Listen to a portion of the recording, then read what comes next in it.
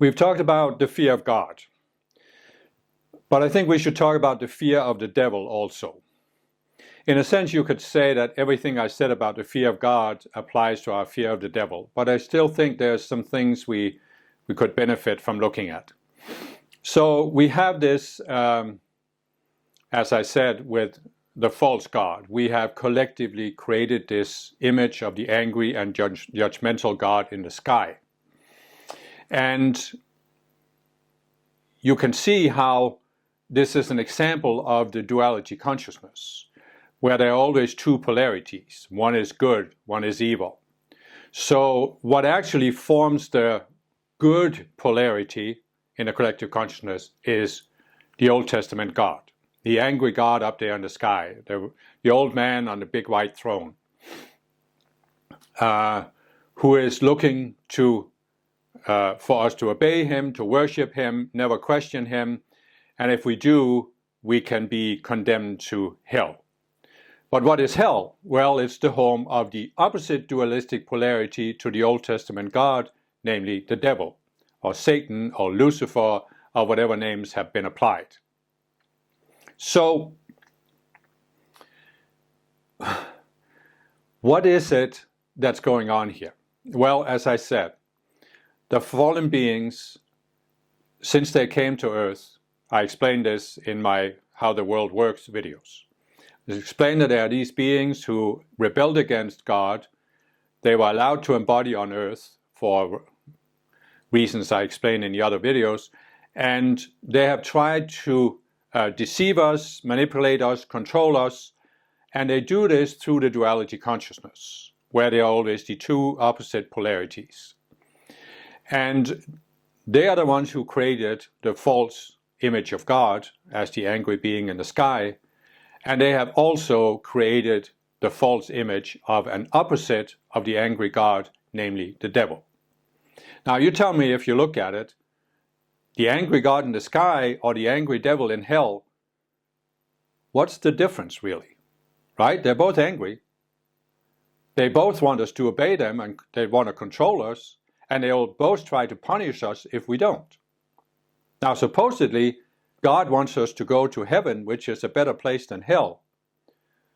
But is it? If we are forced to go there, if we can't do anything there, we don't have free will there, how is it better than hell? That's a question to ponder maybe, if you're grown up in this kind of environment. I certainly started looking at it at one point, but what really helped me look at the fear of the devil was, first of all, I realized it's very strong on the planet. And I could see when I looked back that I had a fear of this as well. Just as I was afraid of God, I had a fear of the devil. And it was partly because, as I explained, that I was very sensitive to energy. And I did sense that there were darker energies that were trying to influence me. So I realized there are certain darker forces. So what does this mean? Does it mean I'm saying that the devil is real? Well, it depends on how you define reality, right?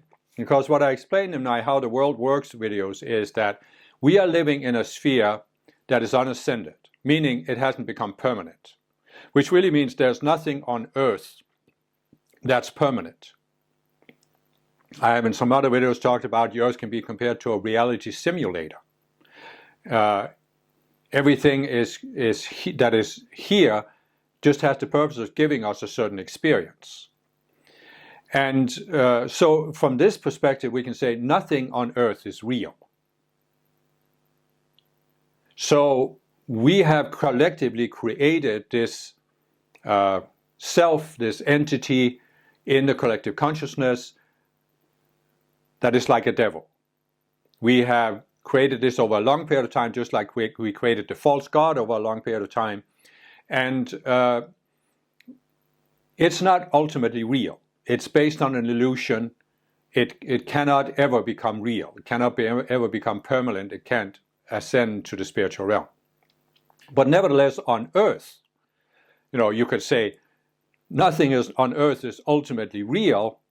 Bacteria is not ultimately real, but it can still affect our physical bodies and make us sick. So we have given a temporary reality or existence to this devil that we have collectively created. And this means the devil, it's a being that can influence us. And I've also explained in How the World Works videos that there are these fallen beings who have been allowed to come to Earth. And some of them are in physical embodiment, some of them exist in the emotional realm, some in the mental, and some in the lower identity realm. And the fallen beings are not quite the same as this collective entity that I'm talking about, because the collective entity does not have self-awareness. But it has a certain level of rudimentary consciousness where it doesn't want to die, it wants to make itself stronger, and it knows it can only do this by getting energy from people, from human beings. And the primary way that the devil gets energy from us is through fear. So that's why you have all of these images of death and the devil and all of this, even going back in folklore and folk tales, where there's these dark forces that can attack us, that can take over our minds, and all of these things. And the real purpose of this is to generate fear so that we give our energy to this collective entity through the fear. But the fallen beings are beyond this, because the fallen beings started out as self-aware beings just like us. You can debate whether they're self-aware still, but that's another discussion. So they have a direct, you might say, conscious agenda of influencing us and controlling us. And that is why they have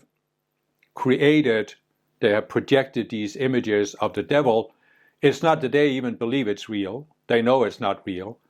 But as long as it works, they're going to keep projecting this at us to influence us and control us. And you can see how many, many people in traditional religions are very afraid of the devil. I have met Christians who, they are so afraid of questioning the view of the Christian religion that they were brought up with, because they are afraid that if they question their religious upbringing, the devil will get them and they will end up in hell. And of course, as I've explained in some of my other videos, Christianity has been very, very distorted from Jesus' original teachings. So most Christians think they are going to go to heaven after this lifetime, and it's simply not true. They will have to reincarnate because they are not ready to enter the spiritual realm. And so they're following a false religion that's very highly influenced by the fallen beings, which means they won't be saved. So they would benefit greatly from recognizing it's a false religion. But because they are so afraid of the devil, they don't dare to question the Christian religion. They therefore can't come to see that it's false, and therefore they can't come to see what it actually takes to be saved or go to heaven or ascend. So they're trapped. They're stuck in this catch-22. And it's just a question of how many lifetimes do they have to reincarnate in this Christian context before they become willing to doubt and question the Christian religion. It's not that Jesus was a false prophet, but the Christian religion has become a false religion by distorting his teachings. So this is what the fallen beings love to do. They love to put us in this catch-22, where we are believing in an illusion, but there's another illusion that makes us so afraid to question the first illusion, we can never be free. Because how do you become free of an illusion? There's only one way. You have to question the reality of the illusion until you see that it's an illusion. Then you can be free. And so this is the primary function of the devil. The concept of a devil is to make people afraid, to question the illusions. You could say that the devil, it's a role. And there are some fallen beings that are playing the role of the devil to scare people away from questioning the illusions created by some other fallen beings who are playing the role of the dualistic God, the angry being in the sky. So it's a role playing. There are certain fallen beings that play God and certain fallen beings who play the devil. And the primary function of the devil is to scare people from questioning the so-called God. And as I've said before, as spiritual people, we just need to be a little smarter than the average religious person. And there comes a point where we need to, if we're really to go into these levels of Christhood that I talk about in my World Works videos, we have to question this. We have to look at this dynamic and realize that the fallen beings have such an influence on this planet. You cannot make it beyond a certain level of the spiritual path unless you become aware of this dynamic, become aware of their influence, and start questioning it. And I have met even spiritual people who are afraid to question the devil, just like, they have the "it's all good" attitude, so why even question something? And they're afraid that if they question it, they put their attention on it, and therefore they give them power. But as I said, it's necessary to question something for a time in order to free yourself from it, because otherwise you're just still in the same illusion. You can't escape an illusion if you're not willing to question it and look at it. So now we get to another point, which is that there are actually beings, fallen beings, who have become part of this whole illusion around the devil. There was a fallen being called Lucifer. There was a fallen being called Satan. And they came to Earth, and they weren't in physical embodiment, they were in the other realms. And they have, so you could say they had a certain existence. But still, they cannot influence us if we don't let them. They can only influence us through illusions. And this is an important thing to come to when we realize that even if there was a real being behind the myth around Satan and Lucifer, it's still all a myth. And the purpose is just to scare us. And for me, it was a big breakthrough for me when I came to this understanding that the law of free will is absolute on this planet. It's just that the law of free will works a little differently in the physical realm than in the emotional, mental, and identity realm. So in the physical realm, the fallen beings can influence us. They can't do it directly. In other words, a being, whether it's Satan, Lucifer, or the devil, or whatever you call it, that exists, for example, in the emotional realm, cannot physically influence us. But they can, as I explained in the World Works videos, they can take over the minds of certain people, and these people could then physically attack us. So this is the physical octave. We can, of course, defend ourselves against this by invoking the assistance of the Ascended Masters, but even the Masters cannot protect us 100% from somebody abusing their free will. This is why, for example, Jesus could be crucified, even though he had a high level of Christhood. He also allowed it, but still. So you can't totally protect yourself in the physical octave from somebody who has their mind taken over by dark forces. But you can protect yourself in the emotional, mental, and identity body. Because in those bodies, the dark forces, the fallen beings, have no direct power to influence you. They can only influence you if you let them in. And you can only do that through your free will, but of course it's not really free will if you are deceived, if you are manipulated. And of course, there are many, many illusions they try to get us to believe in, but beyond specific illusions, they have this fear-based, fear of the devil. So you see how, if you go back to folklore and folk tales, there's all these beliefs that, there are these beings, dark beings who can come in and take you over, or kill you, or influence you. And this is all nonsense. This is all illusion. They cannot take you over if you don't let them. If you are aware of what is going on, they have no influence on you. They can influence you through ignorance and deception. But as you educate yourself, as you, as I've said, rise to higher levels of consciousness, you gain this discernment because you have the frame of reference from the universal Christ mind that you begin to embody, and therefore you can easily expose the illusions of the dark forces and the fallen beings, because you come to a point where you can read their vibration. I have met many spiritual people who have a sensitivity to this.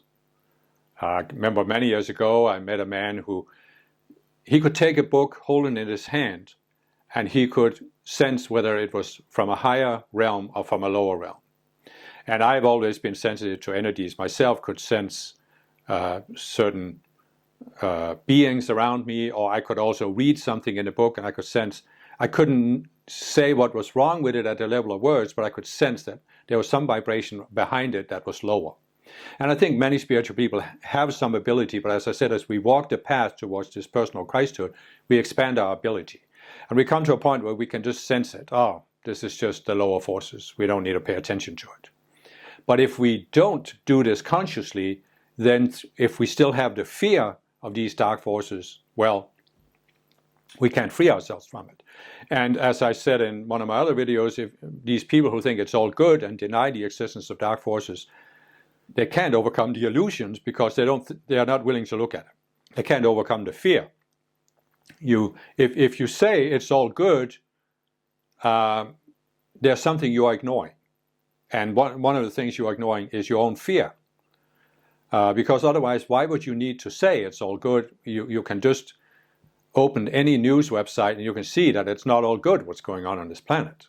So you have to ask yourself, why is it not all good on Earth? Why are there all these things going on Earth? And it's because there are dark forces that can take over people's minds. And when you're a spiritual person, you need to become aware of this. Otherwise, they will prevent you from rising and fulfilling the potential that you have and what you planned in your own life plan before you came into embodiment. So,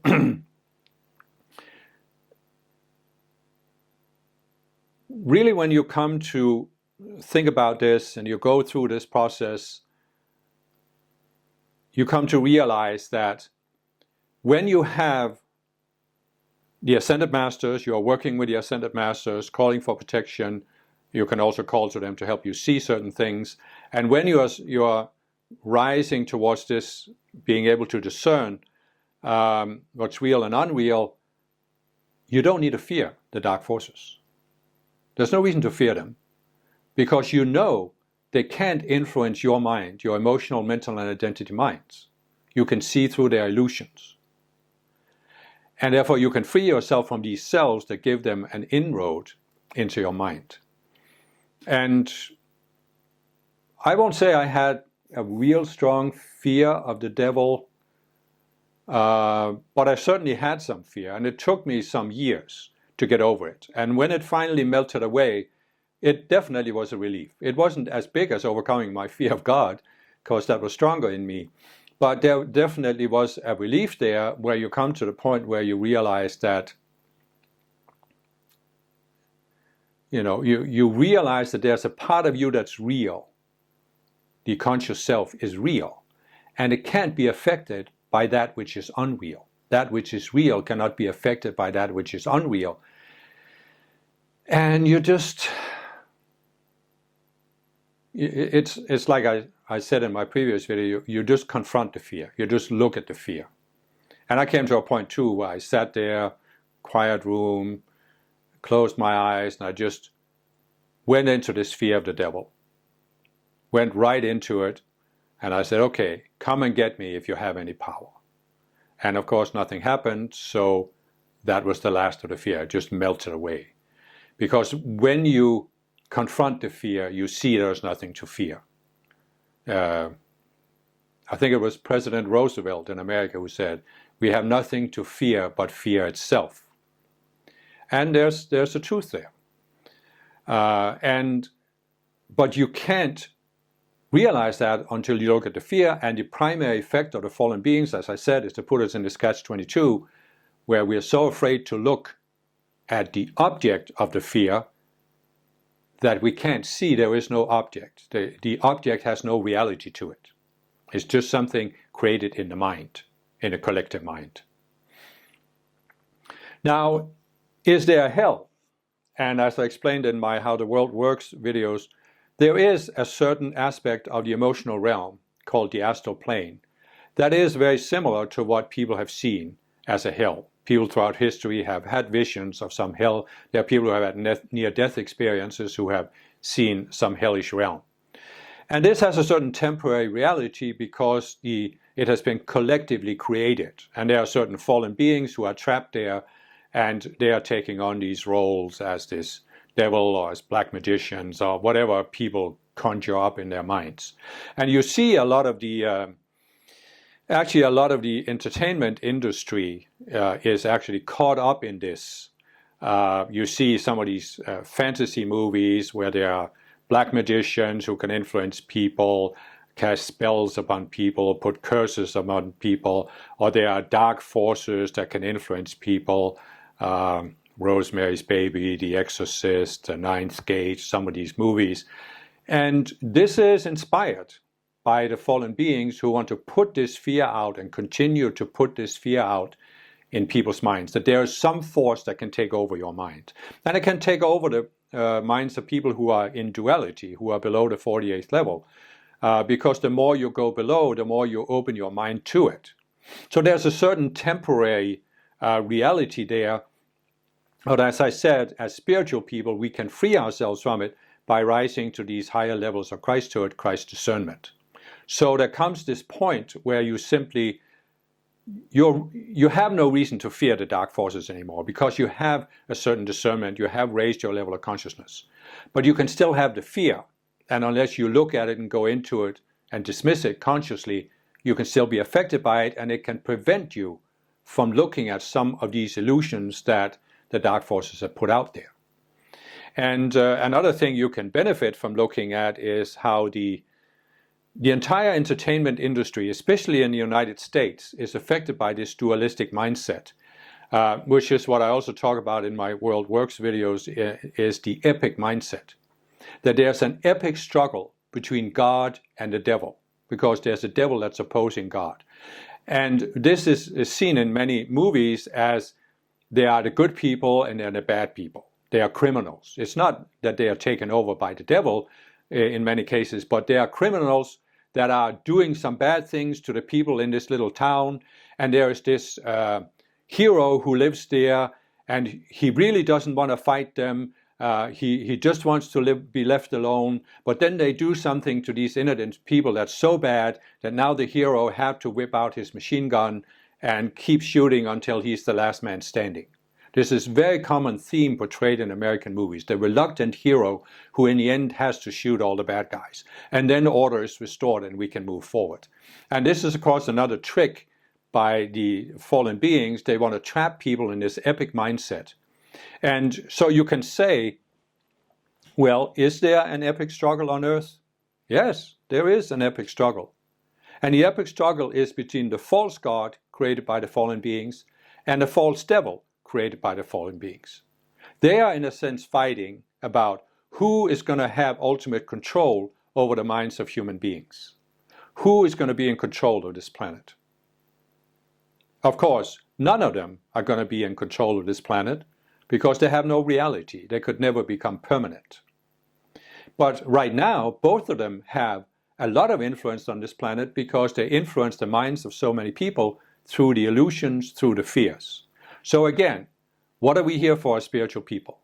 Are we here to submit to this epic struggle? Are we here to be pulled into it and think we're here to fight some other people that are taken over by the devil so we can work for God? Are we here to ignore it and just pretend it's all good? Or are we here to pull up on a collective consciousness so more and more people can see it? Can see this false, epic battle between these non-real forces. And I think it's the latter. For me, I always sensed it was the latter. And after I became aware of this dynamic, I became very determined to play my part, to not fight the fallen beings, not work for the false God, but to raise my consciousness and attain this Christ discernment so I could see through these illusions. And this is something all of us have the potential to do. And if you're a spiritual person who has been on the spiritual path, perhaps for some time, you have probably made more progress than you realize. So that's why it can be important to consciously ponder this dynamic And I'm not saying it can be done in 5 minutes. It certainly can't be done by watching one video. But if you look at my How the World Works videos and really ponder the things that are being explained in there, I think you can very quickly come to this point where you just become aware of this dynamic, and you become aware that you decided before you came into embodiment that it was part of your life plan to reach this higher level of awareness and to play a part in pulling the collective consciousness above it. Because it really is a matter of pulling the collective consciousness up where people can see that these are illusions. They simply see that, oh, it's just an illusion. Why did we believe in this? Why do so many people still believe in it? And as more and more people become able to see this, like the epic struggle, for example, that it never leads to anything. You've seen all of these examples of history where people had the epic mindset. We are fighting for the ultimate cause. We are Christians, crusaders, we have to kill all the Muslims. We are the Aryan race, we have to kill all the Jews. We are the Soviets, and we have to make the whole world communist. All of these epic struggles, do they ever produce anything good, anything worthwhile, anything lasting? We can come to see it's just vanity of vanities. All is vanity. And that's when we free ourselves from it, and that pulls up on the collective. And that is one of the most important roles we have at this time where we are transitioning between Pisces and Aquarius. And it's really one of the most important contributions we can make to bringing the golden age of Saint Germain into physical manifestation. Because, of course, in the golden age, it's not going to be dominated by these epic struggles. But that means humankind has to be pulled above that threshold where suddenly they can see through these dualistic illusions and the entire epic struggle. They can stop fighting against the unreal devil, fighting for the unreal God. And if this resonates with you, it can only be because it's already in your life plan that you wanted to come to this awareness. And then it's just a matter of taking some time and seeing, what does that mean for you with your background and your situation? How can you perhaps express this in ways that can help other people?